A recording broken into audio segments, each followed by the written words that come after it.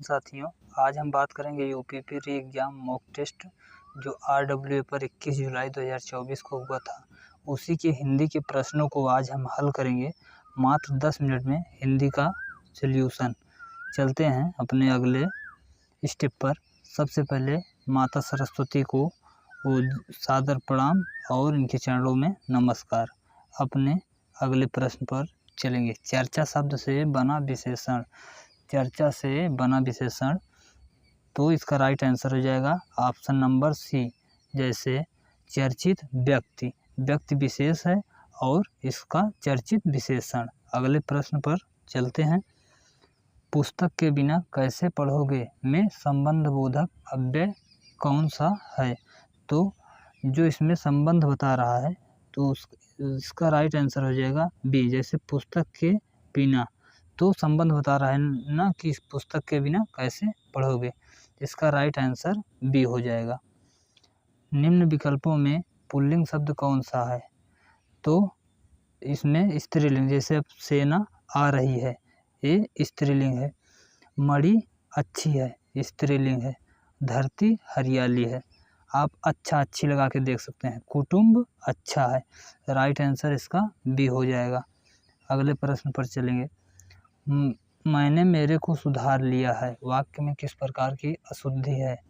तो इसमें मैंने स्वयं को सुधार लिया है, तो इसमें सर्वनाम में गलती है। जो मेरे है सर्वनाम में, तो इसमें गलती है। इसका राइट आंसर बी हो जाएगा। अगले प्रश्न पर चलते हैं। भाववाच्य छांटिए। दादाजी द्वारा अनिल को डांटा गया।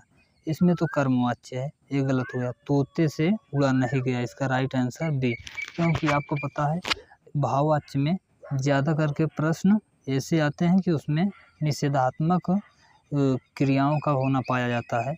अगले प्रश्न पर चलेंगे।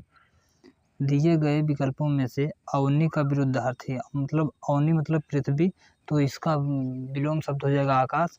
अंबर मतलब आकाश, अंबर आकाश का पर्यायवाची है और अवनी पृथ्वी का, तो इसका राइट आंसर हो जाएगा ऑप्शन नंबर डी। उससे अच्छे तो आप हैं में कौन सा कारक है? जहाँ अलगाव की स्थिति हो या भय की स्थिति हो या तुलना हो, वहाँ अपादान कारक होता है। अगले प्रश्न पर चलेंगे। स्पर्श व्यंजन कंठ ध्वनि, अघोष और महाप्राण ध्वनि है। स्पर्श व्यंजन आपको पता है, स्पर्श व्यंजनों की संख्या 25 होती है और का वर्ग कंठ के अंदर आता है। तो और अघोष 1 2। अब 1 2 में एक तो ए है और एक है, और महाप्राण में महाप्राण 2 और 4 होता है, तो इसलिए ये पहले पे है, गलत हो जाएगा और इसका right answer option number C. अगले प्रश्न पर चलेंगे। तत्सम तद्भव से बने शब्द, सही शब्द कौन से हैं? तो इसका राइट आंसर सी, पत्ता और पत्र, जो कि तत्सम और तद्भव की दृष्टि से शुद्ध हैं। अगले प्रश्न पर चलेंगे।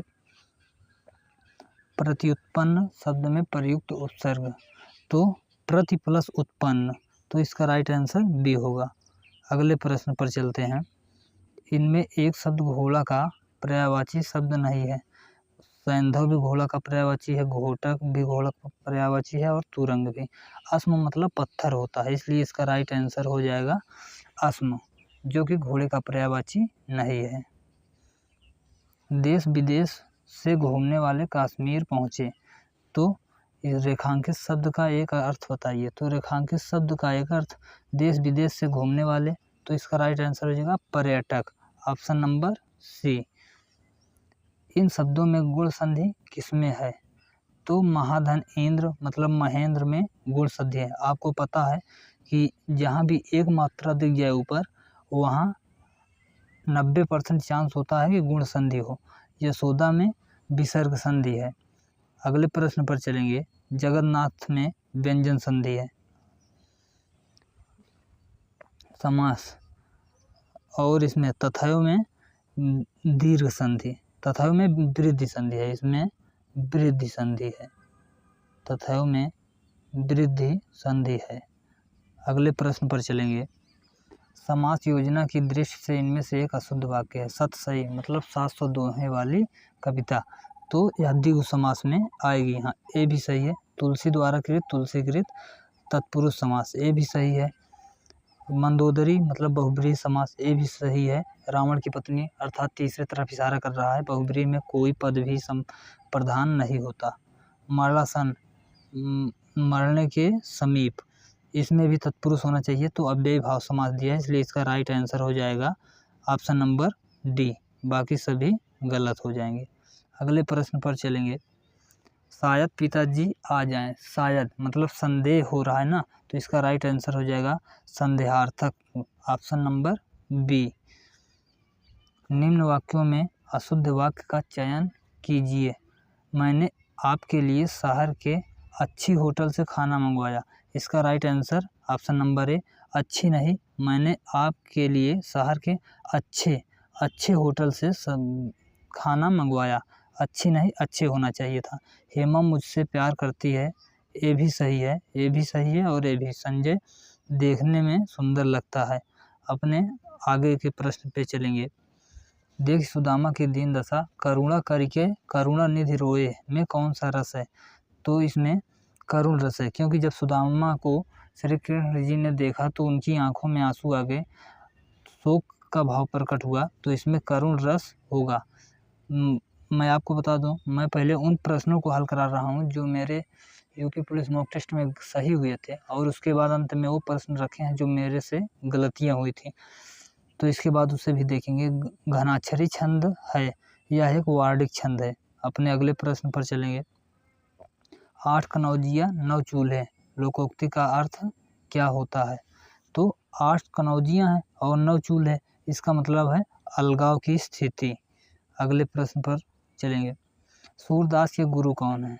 तो सूरदास के गुरु वल्लभाचार्य हैं। अगर तुलसीदास के गुरु पूछे तो नरिहर दास। आगे प्रश्न पर चलेंगे। अंचल के साहित्यकार का उपनाम है, तो अंचल रामेश्वर शुक्ल का उपनाम है।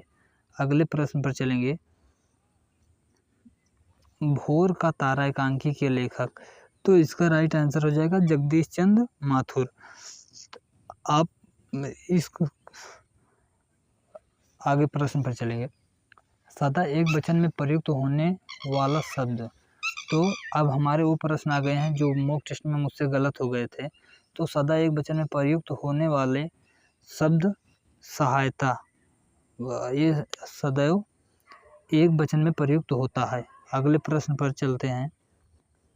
अंचल के साहित्यकार का उपनाम है रामेश्वर शुक्ल, ये दोबारा आ गया है, ऑप्शन नंबर डी होगा इसका राइट आंसर।